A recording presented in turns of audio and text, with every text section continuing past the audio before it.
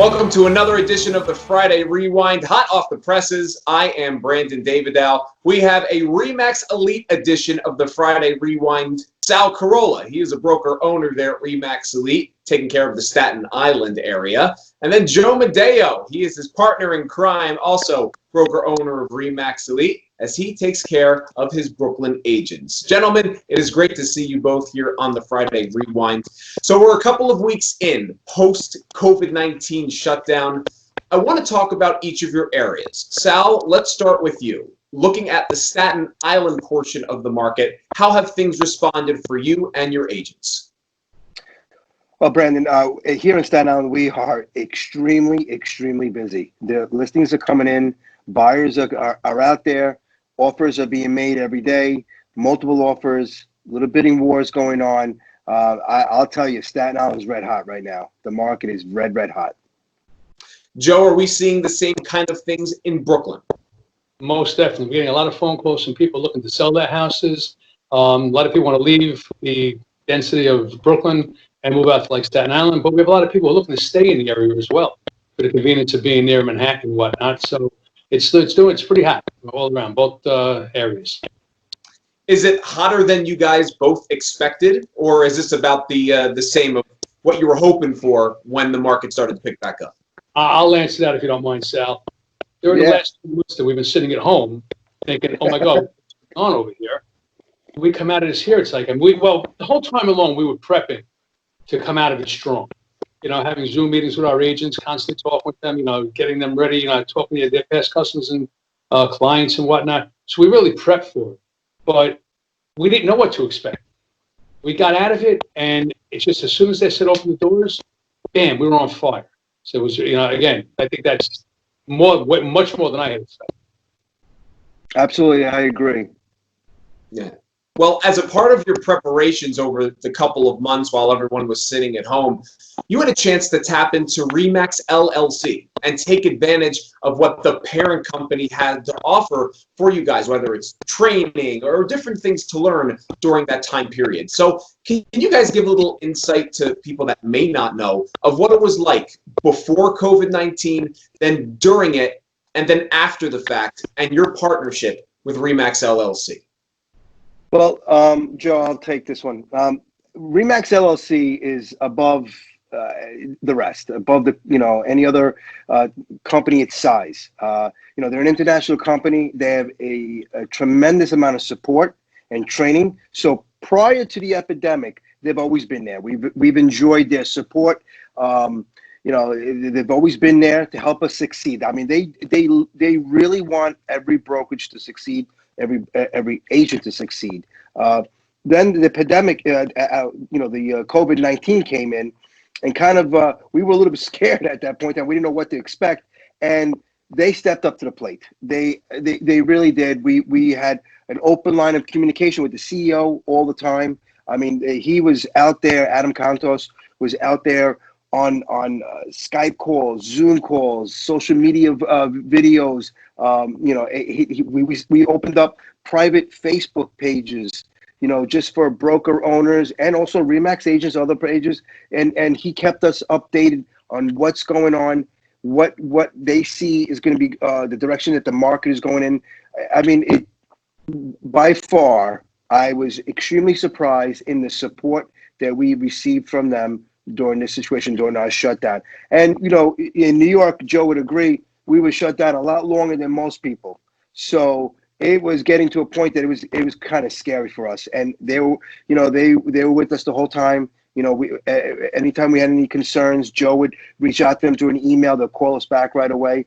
And now, Joe, I mean, now that we've opened up, it hasn't stopped. I mean, I think it just continued from where it stopped from, when COVID started. It just started again, with all the support, all the technology, all the communications, and, basically they're looking for us to succeed. So have you talked about your experience, Joe? And I agree 100% with that there. We had open communications with, from the CEO, the COO, the CFO, everybody all along. They've been helping us along and everything. Sandy also, our regional director. everybody's been there helping out any which way they can. I mean, they gave us, even like, let's say for Zoom, we did so many Zoom meetings and everything. ReMax gave everybody, all the brokers, free Zoom accounts, not the ones that only last like a half hour, 15 minutes, or whatever they are. We could have been on it for 5 hours at a time. And, it was a full, business one and everything. It's really good. Again, showing the support, giving seminars, constantly, where they're telling us, like the way we were telling our agents, they were doing the same thing throughout the whole system. Telling people, like what Sal says, what to expect, what we should be doing to help, to prepare to come out of it. So again, great support all. Absolutely. So Absolutely. last question, guys. There are a lot of national brokerages. How is ReMax different in their preparation? Who have you spoken to who belong to different companies and said, man, I wish my company would have prepared us during this time? I'll take that one real quick, Sal. Okay. We speak to a lot of agents and brokers, right? And they cannot believe we've heard, I don't know how many brokerages, whether they were franchises or non-franchises, that said, my broker was MIA. They didn't know where they were, okay? We were constantly on, like twice a week we were doing Zoom calls with the agents, but that was as the whole company. We were, between me, Sal, and our other partner, Rob, we were constantly on phone calls with the agents, talking to them, making sure, that they need any help, what we can do to help them to do it constantly. So when I heard that these brokerages, that the brokers like MIA, it's like, what the hell? So again, and I've not heard from one of our agents that didn't say how much they appreciated, how much we stayed on top of things, kept them aware. New York had a lot of new guidelines put into effect and everything. And as soon as they came out, we would contact the agents, let them know about it, and stay on top of the game. So it's the answer. There were a lot of brokers out there. And listen, Brandon, to take it from Joe, we could have as many Zoom meetings we can possibly have with our agents, but if we're not bringing any value to the table to speak about, there's really no reason to have a Zoom meeting unless we're just talking about the weather and just current events. But we would always hear from ReMax LLC. They would bring us up to speed on market conditions, what to expect, how things are going to be maneuvered through this period, and how going forward, what they have plans for us. So that information was always given to our realtors. So our realtors were just always informed every single day. And we all knew, we kind of had an idea what this market will look like, only because of the internal information that ReMax LLC was giving us, how this market would look like nationally. We knew it was happening, but we're so surprised it's this hot. But to answer your question, ReMax, to set us apart from, say, the Century 21, the Keller Williams, everything, they really, really engaged in us as if we were family. We were never ignored. Every call was answered, every email was answered, every concerns were addressed.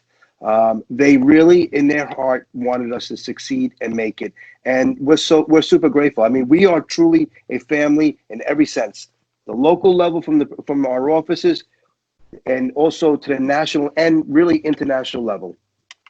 There's a reason why you guys hit the ground running and are having so much success early on in the first couple of weeks, during this pandemic finally lifting in the New York area. And oh, by the way, there's a reason why I also have a bleep button, just in case Joe slips out a curse word. So I'm glad you have mine. Mine was dead. I was trying to bleep it. I come prepared for Joe Madaio. It's just typical. Brooklyn, what are you gonna do? Thanks for being here on the Friday Rewind. See you guys next time. Thank you.